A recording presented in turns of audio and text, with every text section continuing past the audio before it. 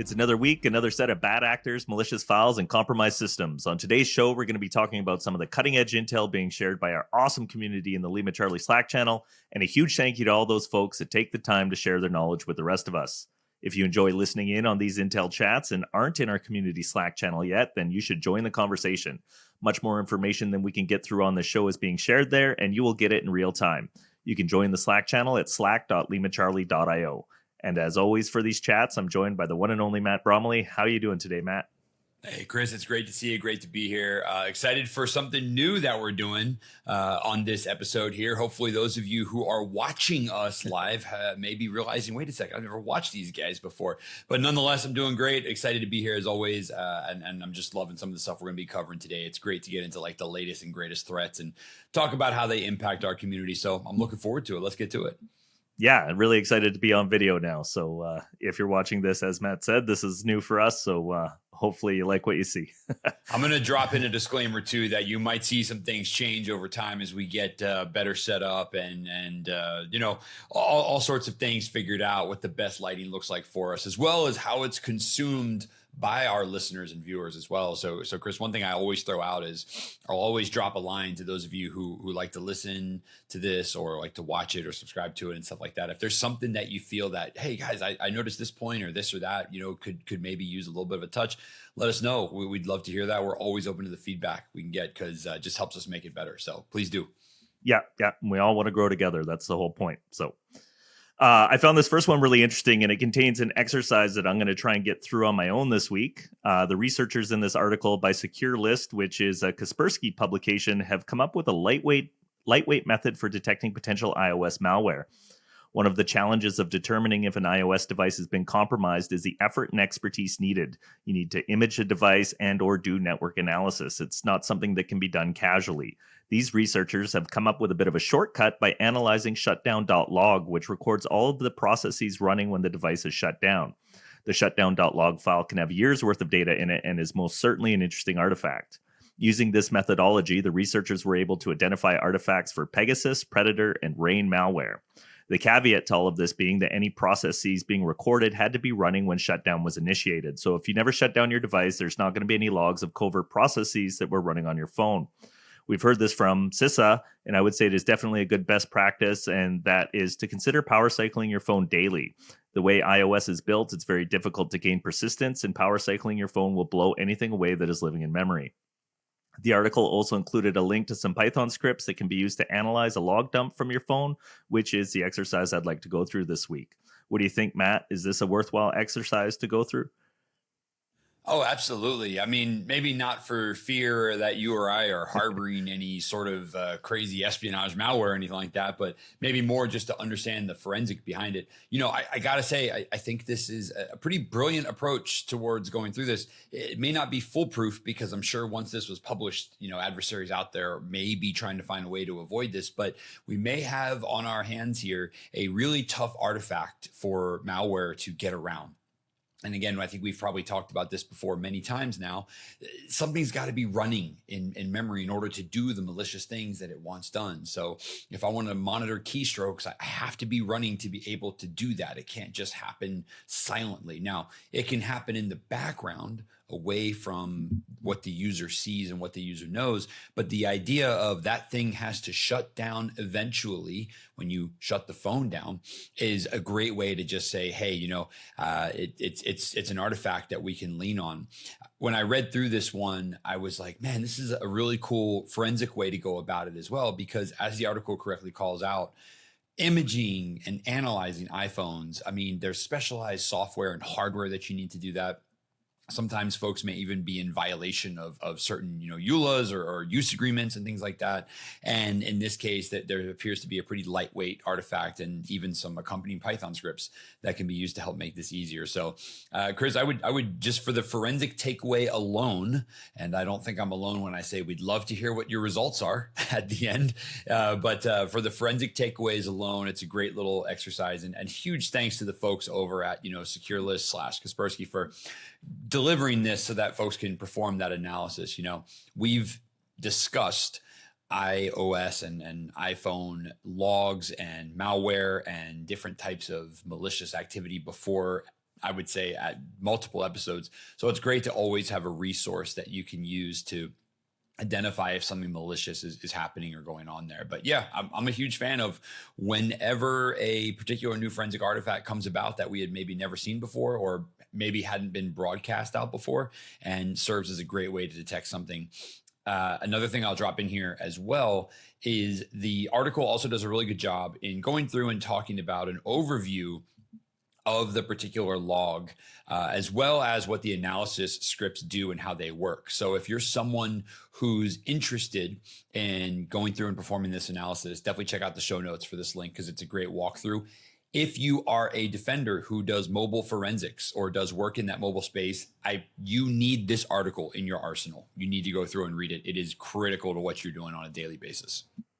Yeah, and I was actually really surprised how easy it was to get the bundle out of your phone. I think you can just do it from general settings in iOS. So definitely easy exercise to go through, and you'll probably learn something. And for those listening, just a reminder that we link all these articles in the show notes. Absolutely, yeah. And please use those resources as well, everyone.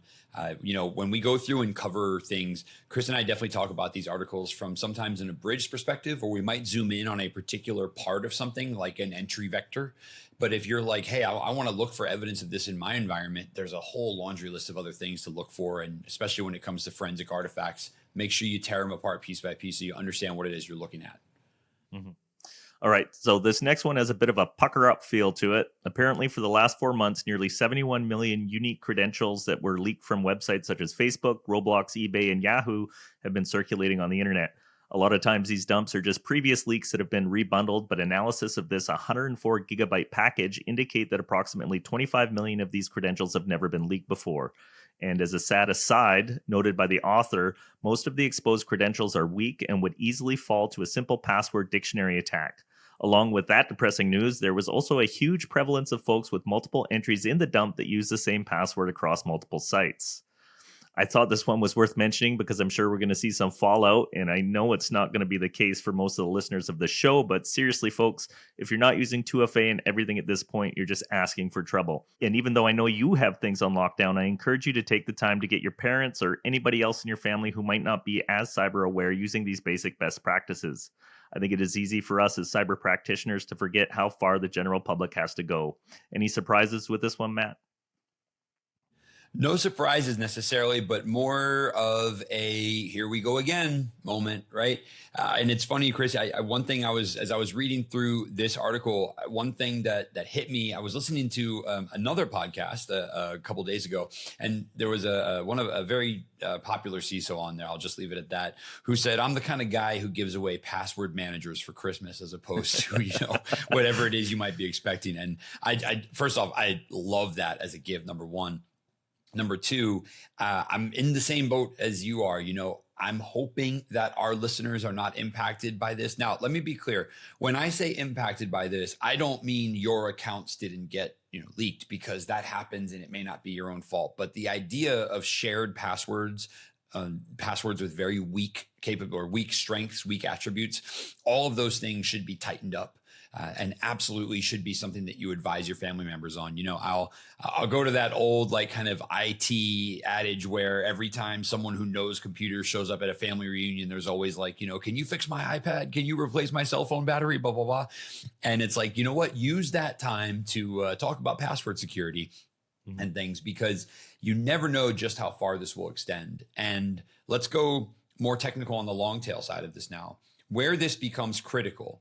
And Chris, I'm going to use you as an example for this discussion here. Let's say I get access to a massive data breach or a leak like this, or I get access to years of historical data, and I start to see what your passwords look like. And if you're not using some sort of random generator or something, and I think the article talks about Bitwarden, I believe, free and open source password manager, really, really useful tool. I know lots of folks here use Bitwarden as well. If you're not using something like that, I'm going to start to recognize patterns in the way that you do things. There was a guy I used to work with over 10 years ago. He's like, I don't trust password managers. He would generate his own password based on a bunch of different algorithms that he had. It had something to do with the site he was at and then kind of which browser he was using. I mean, it was very complex and complicated, but at the end of the day, it was human.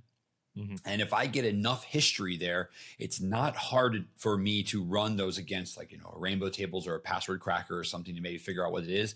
And don't forget, we've got AI capabilities now as well. Hey, ChatGPT, what are the similarities in these 20 strings of text that I may not have recognized before, I may not see, and then I've got a programmatic approach to it.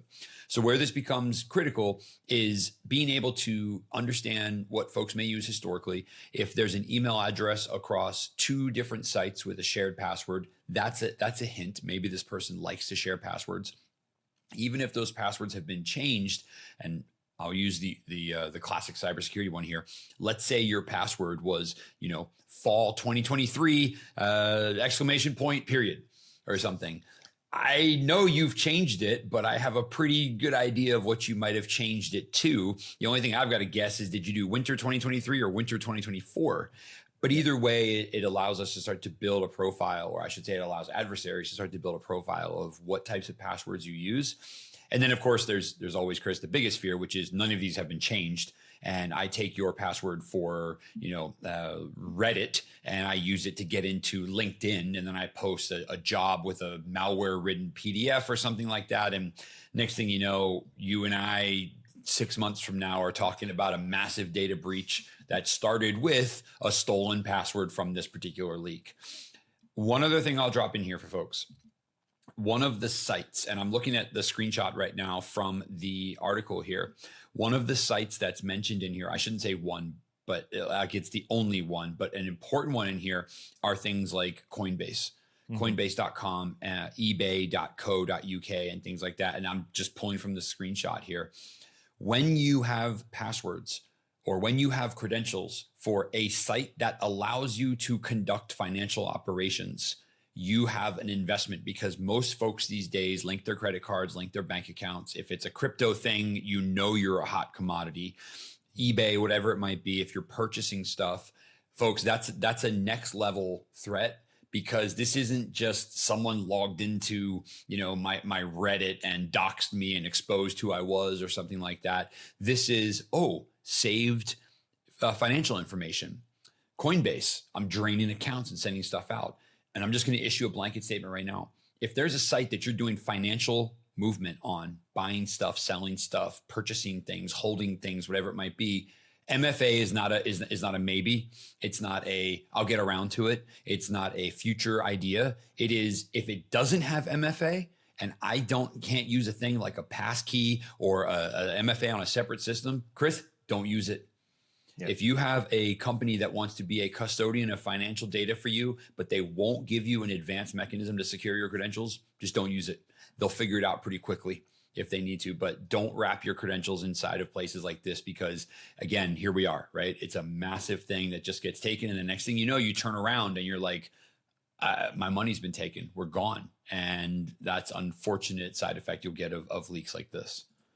Yeah. And I'll even go farther and say, when you think about like social platforms like Facebook, very easy for an attacker to take hold of a account and then message somebody's parents or figure out what their family looks like and ask for help. And, it's going to look legitimate to them and can cause financial damage that way as well.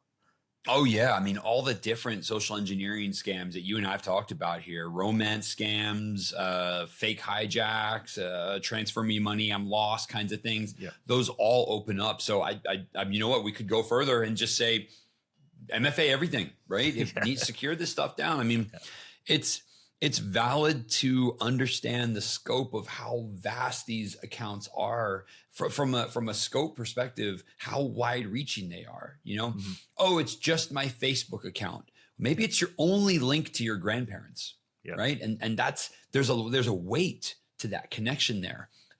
Maybe it's just my Twitter account. All I do is just tweet things there. It's a profile. It's a custom dashboard where I can see an algorithm geared towards what you browse and what you look at. There's little bits of identifiable information in there. And then once again, it's just my Twitter or my X account. It's nothing, financial and that kind of stuff. It's your DMs. It's the messages that you're sending to people, or you're asking for help and things like that, and you get to a point where you can get into some really identifiable or damning information that unfortunately you can't like put that toothpaste back in the tube. And there's lots of examples out here. Another one that I've always kind of just like hung out in front of people with the stick and the carrot analogy has been your browser history, right? If someone's like, well, my browser history isn't full of malicious things, it's just me browsing the internet and that kind of stuff. And I'm like, yeah, but understand that your browser history, there are people out there who pay tons of money to get that so they can run ads against it. An adversary goes and steals it for free. Your history now becomes an asset, right? And I think there's a very classic saying, which is if the product or thing that you're using is free, then you're the product. And of course, that's used to describe free email and free search engines and free whatever, where folks are using your activity to model it. They then resell that. The moment something becomes a packageable asset like that, understand that it can be sold. It can also be stolen, and then it can be abused in different ways. And Chris, we've talked about targeted phishing campaigns, folks reaching out through various social media platforms, offering PDFs, resumes, stealing money, scams, all sorts of things happening, and it's kind of like, well, how did that person know that I was interested in this type of thing, and how did they craft it? Here it is. It's accessing your history and knowing exactly what you're into and then crafting it accordingly. Yeah. All right. Well, this one's coming to us from Google's Threat Analysis Group, or TAG. They're reporting that the Russian threat group ColdRiver has expanded its targeting of Western officials to include the use of malware. ColdRiver has historically been focused on credential phishing activities against high-profile individuals and NGOs, former intelligence and military officers, and NATO governments. Google is reporting on their evolution from credential phishing to delivering malware via campaigns using PDFs as lure documents. TAG is claiming that they have disrupted the campaign by adding all known domains and hashes to safe browsing block lists. Is there anything we can deduce from this change in tactics? I've never heard of ColdRiver before, or at least in a way that made them memorable. Could this be the beginning of something bigger and more nefarious? I mean, Chris, of course, that's always the possibility here. I think perhaps one of the biggest takeaways here, and I hate to say that it kind of sounds like the same old thing, but the moment I read a threat article and it starts out with Russian threat group ... I'm kind of like, here we go again, right? Kinetic and cyber are blending lines again. I think what we're seeing here is, or at least the way that I'm kind of looking at this, and I'm quoting from the article here, right? ColdRiver continues its focus on credential phishing against Ukraine, NATO countries, academic institutions, and NGOs. I don't think it would surprise any of us here, especially given the stuff that just you and I have talked about, Chris, and we're not at the front lines of this, this isn't a surprising target list for them. We know how Russia feels in this geopolitical space. We know the things that are happening in that part of the world and some of what the folks are dealing with. And it should be no surprise that we're seeing, groups like this reach out and, conduct these types of activities and then start to escalate a little bit further and whatnot. I think there's some interesting technical takeaways from this. And again, I'm looking at kind of the article here off to the side. We've got a piece of malware, SPICA, only because I'm not sure exactly how to pronounce that one, written in Rust using JSON over WebSockets for C2. I feel like I'm reading someone's latest and greatest desktop application when I read through this. But it goes through doing things, and it's a little bit of a fun segue from our previous article here, but it goes through and it's doing things like stealing cookies from web browsers, perusing the file system and listing the contents of it, enumerating documents and exfiltrating them in an archive. Again, classic espionage. There's also one of my favorite ones here, and I don't mean to cast any doubt, and hopefully it doesn't come across that way, but they wrote in part of the backdoor technical breakdown, they said there's also a command called Telegram, but the functionality of this command is unclear. I read that and I immediately thought, well, it's either to send messages out via some Telegram C2 or to look for the presence of and exfiltrate Telegram data. I would assume one of the two, because that's a common messaging app used for, in this type of space and whatnot. But that being said, I think we're going to continue to see these threat groups kind of ramp up over time as they get more advanced. The target list is pretty straightforward, pretty much the same. And I wouldn't be surprised if this might also be kind of the entry vector group. Maybe this is the group. And again, Chris, we're speculating here, right? This might be the group that identifies and gets that initial foothold and then hands them off to a more advanced group who needs some of those limited initial capabilities before they drill down further into, the exploitations, the compromise, the data theft, things like that. Yeah, so much of the espionage stuff we see is really just about like intelligence gathering and figuring out who's who and where the weak point in the, command structure of an organization is and some stuff like that. Exactly. Yeah. And remember, and it kind of speaks a little bit towards the value of the data that's coming out of this as well. So reading again over the malware capabilities here, and it's funny, there's actually a mention to the hacking team incident. It was July 2015. I read that and I was like, it feels like a blast from the past. It was almost 9 years ago. Enumerating documents and exfiltrating them is probably one of the most, I don't want to call it advanced, but one of the most detrimental capabilities of this malware here, just because where do folks save all their stuff? Right on their system, on their computer, because they want to come back and read it later. And we're talking about documents in draft form. You might be talking about agreements. We might be talking about things downloaded from email and whatnot. The malware does not care if it says classified, eyes only, NATO officials only, sensitive to this, sensitive to that and stuff. They want that intel. They want to know where the movements are going, where's the funding going, where's the deployments going, where's this happening, where's that happening. So yeah, espionage may very much just be sometimes exfiltrating the documents folder and reading through it just to see what's in there. Mm-hmm. All right, so the next one up, the Microsoft security team is reporting that it detected a nation-state attack on their corporate system on January 12, 2024. The attack started in late November 2023 when the threat actor employed a password spray attack to compromise a legacy non-production test account. They have identified the threat actor as Midnight Blizzard, a Russian state-sponsored threat actor also known as Nobelium or APT-29. This infamous Russian cyber gang is well known for being directly tied to the Kremlin's offensive intelligence activities against Microsoft and other Western organizations. Once they gained a foothold in the quote-unquote test account, the Russian cyber criminals exploited its permissions to access a very small percentage of corporate accounts. That's very small from Microsoft. These included members of the company's senior leadership team, employees in cybersecurity, legal, and other departments. The article also says some emails and attached documents were exfiltrated. Microsoft says there was no evidence the intruders accessed customer environments, production systems, source code, or AI systems. Is there anything we can learn from this one, Matt? Again, I should be surprised. We've got a very prolific threat actor group who's launched an attack against a very, very large and well-known technology company, perhaps one of the largest in the world. So I didn't see anything super concerning about this, meaning I didn't see anything like, whoa, I didn't expect that, right? Microsoft got I believe it was password spray attack that compromised a legacy account that was used to then get access to a few different emails and a few different email inboxes and things like that, I should say.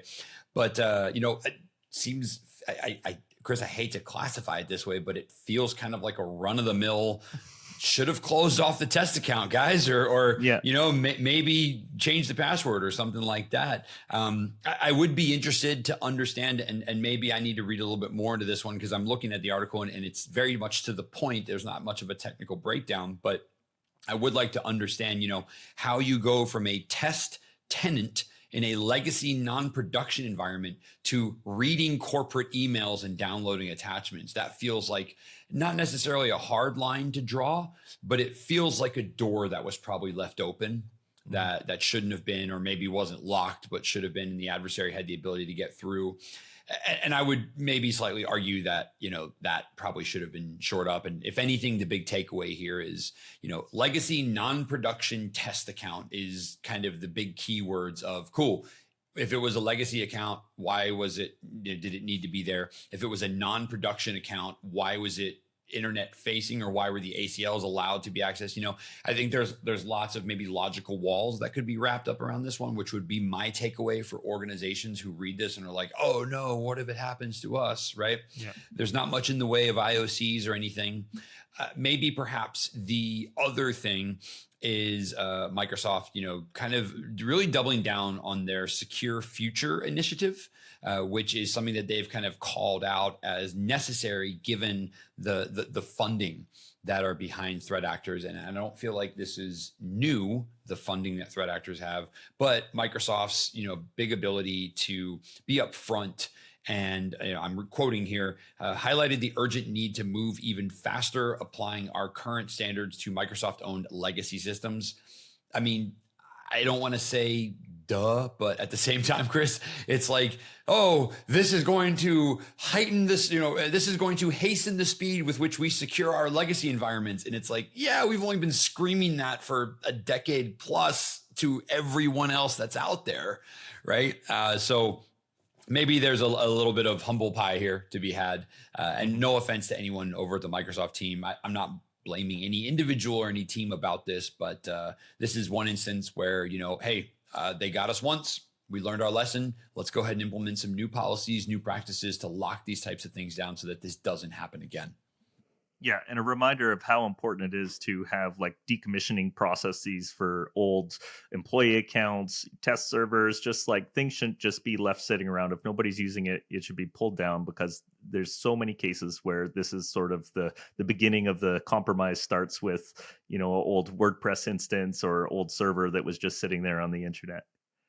100%. This is a good example of that. This is, I hate to say yet another, but this is yet another example of where you've got to have some sort of an offboarding or an offloading process for these types of things. Again, legacy non-production account are the keywords where I'm kind of like tighten that attribute down. Let's take those adjectives and break them apart and implement policies at each level. If it's non-production, should it have been able to? Yes, no, fix it. If it's legacy, should it have been able to? Yes, no, break it apart, and just keep pulling on those threads until you've got this type of stuff locked down. And then, the other thing that I will give credit to Microsoft for is scale that out. It shouldn't just be one particular instance or, hey, this caused a certain team to act a different way. Corporate policy. This type of stuff does not happen anywhere. Go through audit, shut it down, pass that knowledge on down to customers, pass that knowledge on down through your technology, and kind of make it a wholesome, or I should say holistic, not wholesome, but make it a holistic approach. This happened to us. We're going to lock it down from top to bottom. Yeah. And what do you think the chances are we'll hear more about this one later, and that the threat actors were actually able to compromise much more than it's being disclosed right now? It's tough to know. It's tough to know what they have to disclose and what they don't. Chris, I think you and I have talked about this before, but there is a key line in here. To date, there is no evidence that the threat actor ... Yep. This blog post was published January 19th, 2024. We're recording this episode 4 days later. Who knows? To date, there is no evidence of. You and I have talked before about how that's the legal side of saying the investigation may still be ongoing. The investigation may have been completed and there is just no evidence. The evidence may have been gone. There may be no evidence to show what actually happened. In any event, right, we might see it come up a little bit further. It might also be one of those things where we may not I'm going to call it at the pedestrian level, not that you or I are pedestrians necessarily, but we may not have the linkage. A year from now, you and I might be talking about a breach that occurred that the genesis of started with this email hack, but we'd never be able to link those together because we don't know what was taken or what was observed from those inboxes, right? Mm-hmm. And it may be something really straightforward, like, 6 months from now, a foreign competitor launches a company that directly competes with this initiative that Microsoft was planning to do, right? Sometimes it's really loud and in front of you. Like, hey, look at this fighter jet. And you're like, well, that looks a lot like another one that we just created, Yeah. And in other cases, there's some sort of economic thing in the background that we don't have purview to, but there are, a handful of people at a high enough level who are like, that was a pretty big loss as a result of that breach, but we'll obviously never tell anyone. Yeah. Yeah. Why am I seeing Nortel log messages in my Huawei router? Yeah, exactly. That's a good one as well. Yeah. All right, Matt, that brings us to the end of another lovely Intel chat. As always, a huge thank you to those folks who take the time to share their observations with us in the LimaCharlie community Slack channel. If you're not already in there, you should join us. Much more information than we're able to cover on the show is being shared there, and we'd love to have you join the conversation. You can sign up at slack.limacharlie.io. And Matt, thank you so much for jumping in every week to share your expertise and experience with us. I'm already looking forward to the next one. Chris, as always, it's great to be here. And for those of you who are seeing the new format, we'd love some feedback. If you like it, if you love it, if you don't, let us know. Either way, thanks again. Great being here, Chris. I'll see you next week. All right. Take care, sir. Bye.